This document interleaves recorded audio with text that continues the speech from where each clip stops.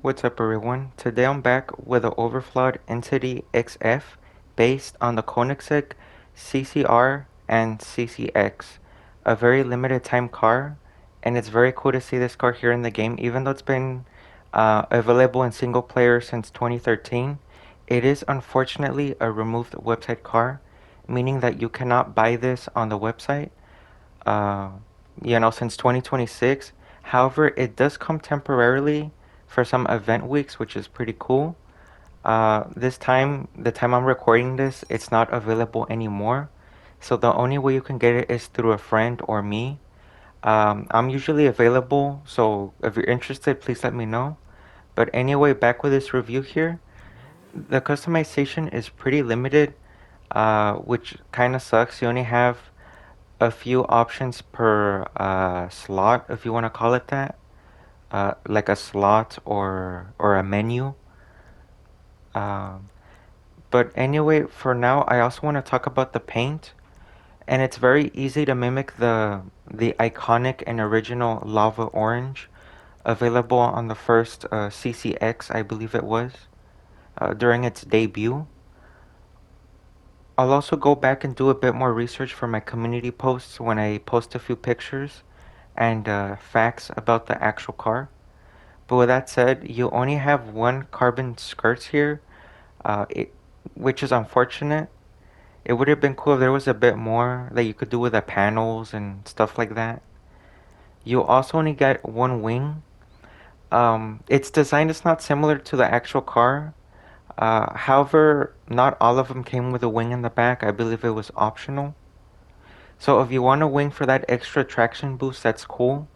You can go ahead and put it on, but me personally, I'm just gonna leave it off. And up next is suspension here. It's okay. Actually, no, it's great. You can get it pretty low. I don't know what I was saying there. But I'm just gonna put on the sport suspension because it's already pretty low for me. And for the wheels, this is the difficult part. Because there's so many wheels that could really make or break this car. Now, unless it's up to you and everyone has their own personal tastes, but I feel that the Dinka SPL works very well. It's simple, uh, clean spokes with a little bit of bendiness. I don't know how to describe it. A little bit of curviness. There we go. All that's left for me to do here is just show you the window tints real quick. It does tint the back glass part, which is pretty cool to see. But me, I'm just gonna leave it off.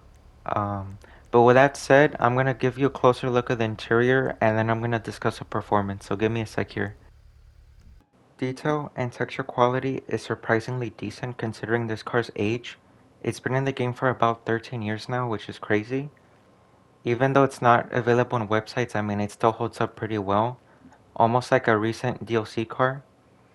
Um, and even though the texture quality is reused and pretty simple, some of the assets and parts used for this car are reused. I feel like it's still pretty good. And I really appreciate the mesh bits, how you could really see through the engine area, and on the front bumper, that's a pretty nice touch. And I really like the carbon, it's pretty nice to see.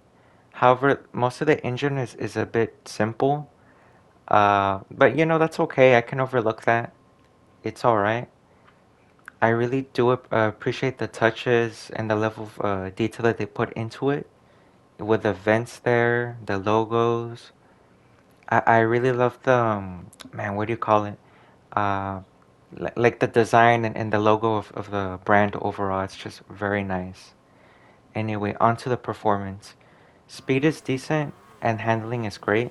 What I mean by that is the speed is actually very good. It's more than adequate. However, it is outdated. And you can try to use this against other new supercars, but it's still a lot better than most sports cars. That's for sure. It is outdated, but it's still a very good car to drive around the map, to just show off if you want. And the handling is actually very good. This provides an overall great driving experience. I really do not have any complaints at all. Unless if you plan to use this for races, it's still a very fun car and you get really good value. Unlike the prices of other cars that are in the millions. But just look at that. It does a good job with turning in tight corners and stuff like that. It's an overall great car, and just for under $800,000, it's a deal in this economy. But anyway, that's all I got for today.